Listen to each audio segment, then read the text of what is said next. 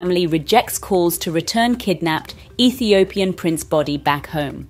Buckingham Palace has declined an official request to return the remains of an Ethiopian prince who they kidnapped, then held hostage for several years, and then unceremoniously buried in a British catacomb in the 19th century.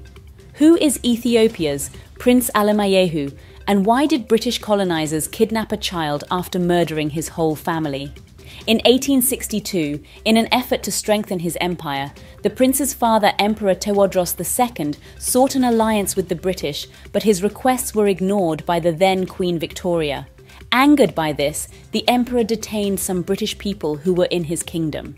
This action gave Queen Victoria the excuse she needed to further expand her territory in Africa.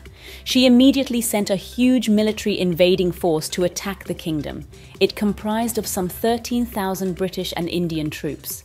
The force also included officials from the British Museum, in anticipation of what they were going to do: kill, loot, then plunder.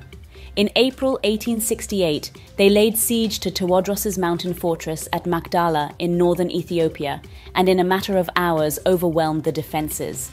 The emperor decided he would rather take his own life than be a prisoner of the British colonist. After the massacre of the Ethiopian people, the British looted thousands of cultural and religious artifacts. These included gold crowns, Bibles, manuscripts, necklaces, and royal dresses. Historians say dozens of elephants and hundreds of mules were needed to cart away the treasures worth billions of dollars in today's money. These priceless items are today scattered across European museums and libraries, as well as in private collections. Not satisfied with the carnage and chaos they caused, the British also kidnapped Prince Alemayehu and his mother, Empress Tiruwerk Wuba, as a tribute to Queen Victoria. Sadly, the empress mysteriously died on the voyage, leaving the young prince orphaned. After a decade in exile, the prince died sad, alone, and longing to return home in 1879 at the age of just 18. Now his family wants his remains to be sent back to Ethiopia. "We want his remains back as a family and as Ethiopians because that is not the country he was born in," one of the royal descendants, Fasil Minas, said. "It was not right for him to be buried in the UK," he added. But in a statement, a Buckingham Palace spokesperson gave the excuse that removing his remains could affect others buried in the catacombs. In 2007, the country's then President Germa Wald-Georges sent a formal request to Queen Elizabeth II for the body to be sent back, but those efforts proved fruitless. "We want him back. We don't want him to remain in a foreign country," Ms. Ababech said. "He had a sad life. When I think of him, I cry. If they agree to return his remains, I would think of it as if he came home alive."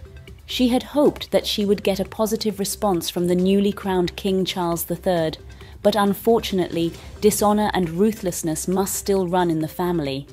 Restitution is used as a way to bring reconciliation, to recognize what was wrong in the past, says Professor Alula Pankhurst, a specialist in British-Ethiopian relations.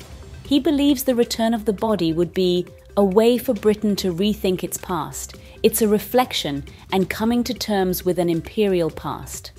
Welcome guys to another episode of the WSXM, because as always, I don't know, I'm on the road, so that's why my background is a little bit different. I'm in a different country today. I'm doing some work, so I'm doing a little bit of traveling. So anyway, as we saw that video that just passed with Russia just gave 18 brand new helicopter to Zimbabwe. Not new, not used helicopters, new helicopters.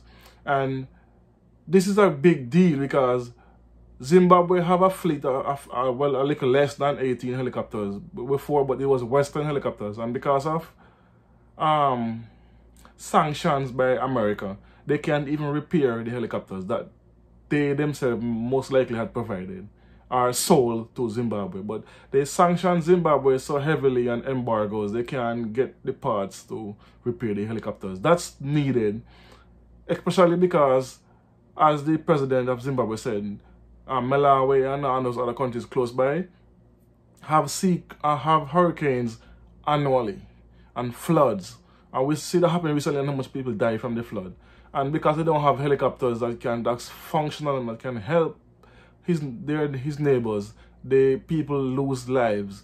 So this is an example of the West does not really care when they talk about human rights. They only talk about gay rights. When they say this is a human rights issue, because you give Zimbabwe bought helicopters from you, not give. They bought helicopters from America, and because of this, you have Zimbabwe so heavily sanctioned, they cannot get the parts to repair the helicopters that you say.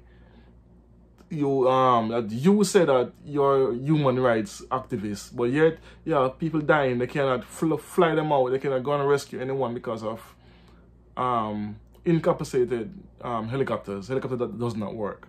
So this does prove that America really do not care about human rights. They only care about gay rights, and I want to spread it all over the world. And Africa won't have it. And as the president said, they are being pressured by America because in July, which is the next a month and a half from now, they have a summit in Russia. They're pressuring all the African countries not to go. But here you see Russia just gave Zimbabwe 18 helicopters, no strings attached, no money exchange hands, free. And I'm not saying Russia is doing this out of the goodness of their heart, but what, as the Russian minister said of Foreign Affairs, they stick with people who stick with them, because Zimbabwe did not go against them when they were doing in the UN, when they were doing the vote against Russia. Just like South Africa, because again, Russia was the only country that supplies South Africa with arms and manpower during apartheid.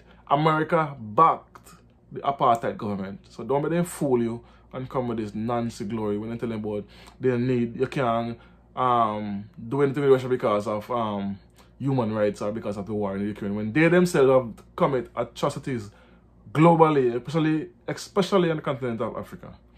And so yeah, this is a really good news for Zimbabwe, and you can see this will make them stand out more, because again, if the neighbors have issue, they can send helicopters, and it's ambulance, and basically see, America can't say nothing about this because there was no weapons, so they cannot say, oh, you can't take them, you can't accept them, or you're breaking any kind of treaty or any kind of sanctions, because these are humanitarian helicopters basically. So anyway, so you don't know. Thanks for watching. You don't know. Let me know what you think about this. Well, let me know what you think about this in the comment section. And also, if you like my content and you like what I'm saying and you like my videos, I'm gonna put my Patreon in the description, so you can, if you want to support, you can go in there, click on it, and become a just to support the channel, to grow to new heights, and we can do more videos like these. So thanks for watching. You don't know, it's WSTX Impact. As always, tell a friend, tell a friend, like, share, comment, and subscribe. Peace, one love. Boom.